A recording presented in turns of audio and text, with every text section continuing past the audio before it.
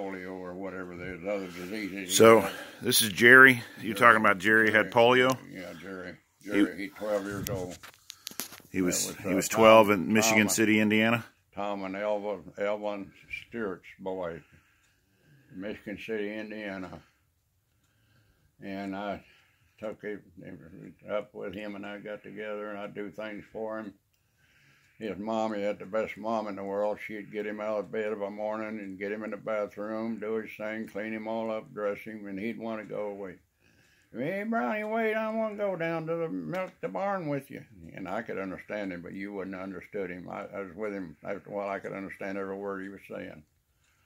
I put him in his wheelchair and rolled him down to the big barn we had down there and milked the cattle. He'd sit down there and he'd talk to me and just happy as long as he was with me. And I just did all I could for that boy. I just felt so sorry for him that he couldn't get up and walk and go do what I could do, and he wanted to so bad. And I would take him in my car. We'd go up to Indiana Dunes up there, they call it, on Lake Michigan. They had a beach up there they cordoned off in the water. You could only go out so far in Michigan City, the Lake Michigan. And it's a nice beach. Had the prettiest pink sand. And I'd take Jerry out of his wheelchair and put him down in that sand, and I had a bunch of tools. I'd give him different things. He'd play in that sand, and he'd just keep him active. And I'd take him and I'd put him up and grab him up and drag him out in the water and stay right with him. But he'd paddle around the water just as happy as he could be. Just he had somebody, you know, that cared about him. And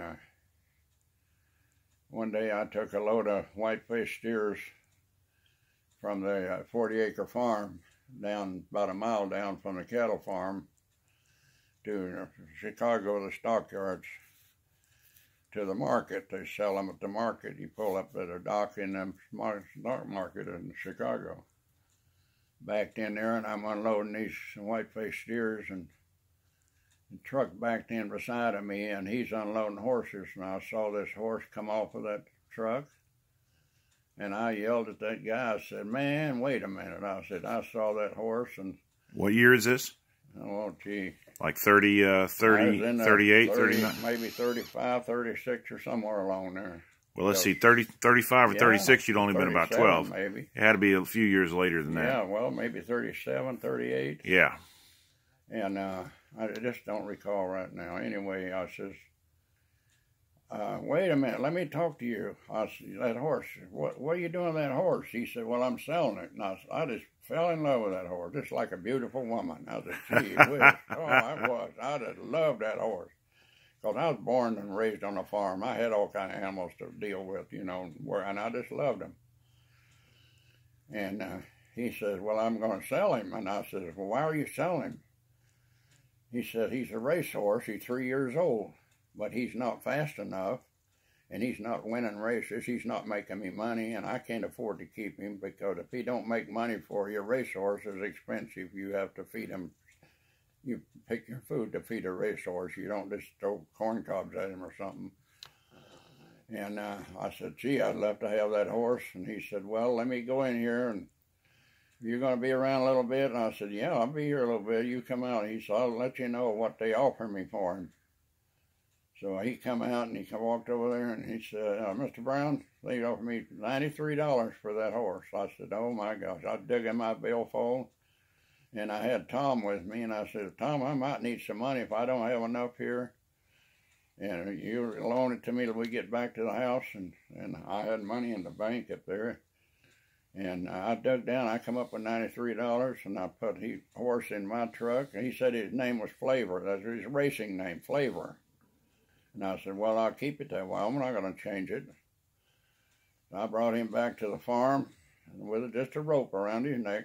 I didn't have a bridle, saddle, or nothing. I had to go buy all that, saddle, a bridle. I wound up buying a one-horse trailer to pull him around behind an old 48 Pontiac with wooden spoke wheels, and to transport him and take him down to the other farm. And he just become a farm horse, a cattle horse. He loved to chase those old white-faced steers. He could catch up with them and reach up and bite them in the rump. He just loved to do that. He jumped over about a 4-foot wire fence one day chasing one. He couldn't stop or he couldn't turn. I rolled over his head and done a big roll out in up there and turned around and got up. I said, Flavor, what are you doing? You about kill me. And he couldn't turn. I didn't blame him. But anyway, I had the horse there on the farm, and he just loved that place. And I'd get out and go riding, and I had a farm or two over, Alex Komazinski. He had a daughter over there, and her and I'd get together. She had horses, they did. We'd ride on a Sunday or Saturday whenever we could get away from the farm and ride together. You remember her name? No, I don't remember what her name was. Her last name was Komazinski? Komazinski, I remember. But you can't remember her first name, huh? No, I don't remember. But she was kind of like a girlfriend, right? You mentioned her. Well, we did. We kind of just did this together, and then if we didn't want to ride the horses, we'd get in my car and we'd go riding up to the Indiana Dunes, the beach, spend the day, and take a basket. And I want to say Susan, but I'm not sure if that's how it's that one. I've met so many people, you know, in my life. Yeah, you were a lady killer, right? I was back then. I thought I was, I guess. Yeah. And,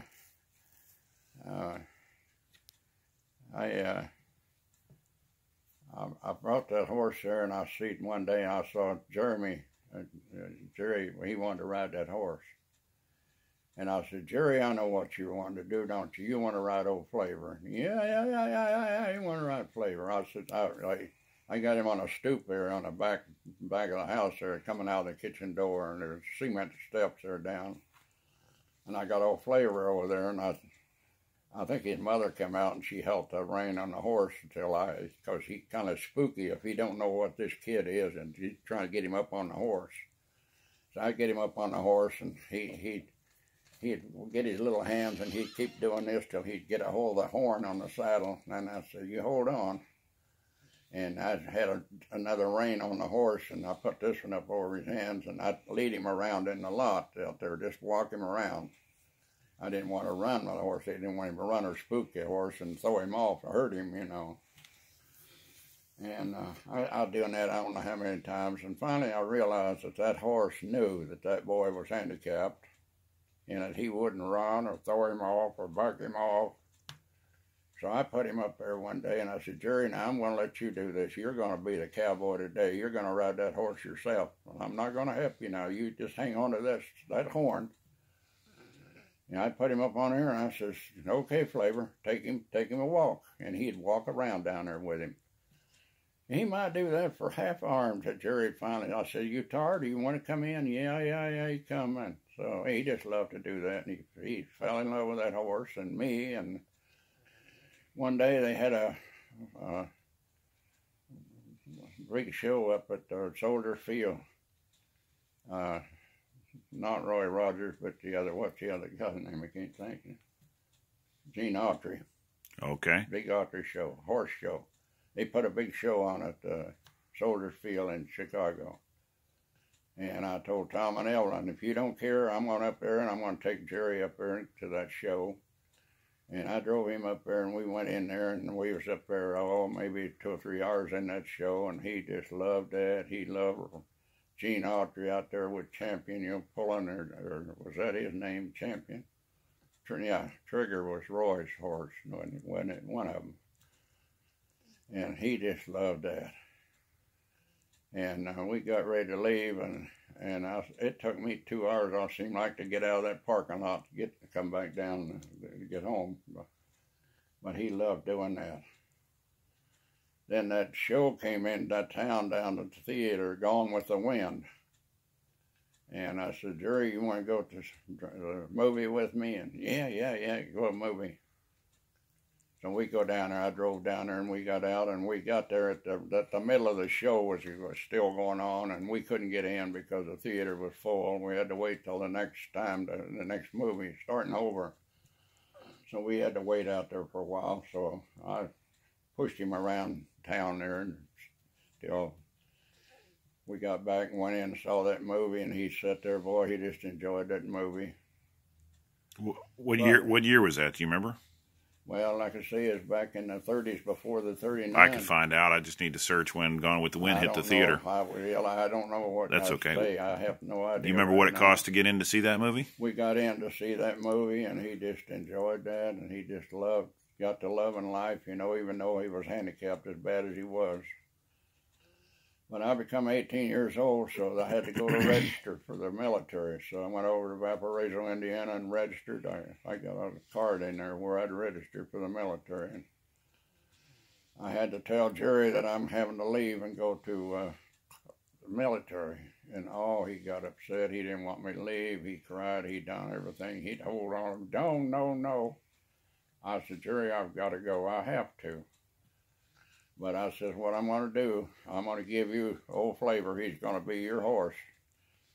Oh, yeah, good. That's kind of suited over a little bit with him, but he still didn't want me to go. So they was still there on the big old dairy farm. And one of Tom's daughters, he moved over there. He was really rented the farm. Tom did. And he was a lot older than me. He was from White County, Kentucky, down as part of Tennessee, I mean.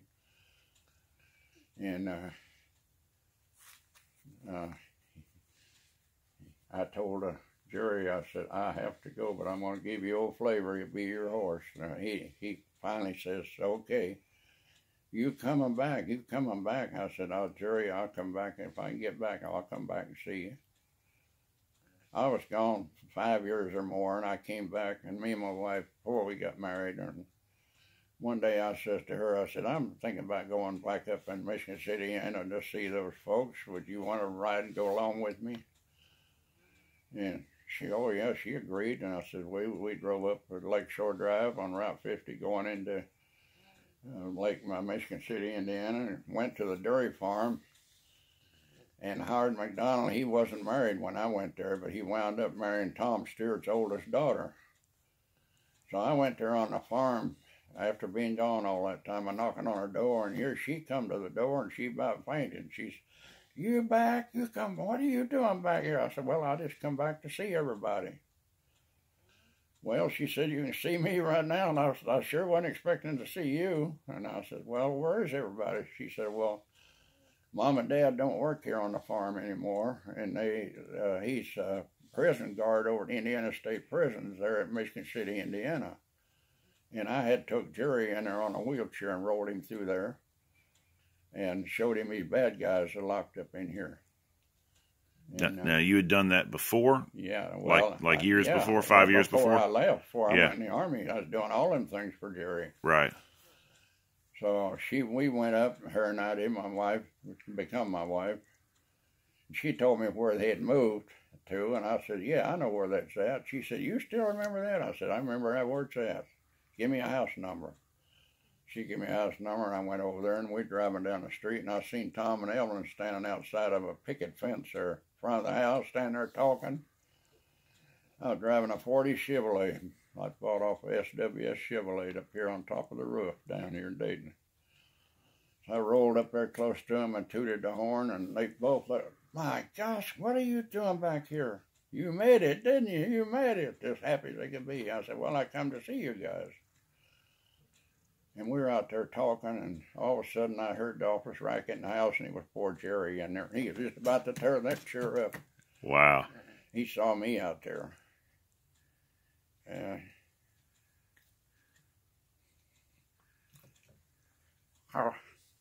I walked in there, and he got a hold of me. He didn't want to let me go. He's so happy to see me. And I visited with him, me and my wife. I drove away from there, and I forgot to ask what happened to Old Flavor. He could have still been on the farm, for all I know, but I never asked. I forgot to ask him. I come back, I told Leon and my wife, I said, gee, I forgot to ask Jerry or Tom, whatever, what happened to the horse. But you had to know that horse. He was some kind of horse.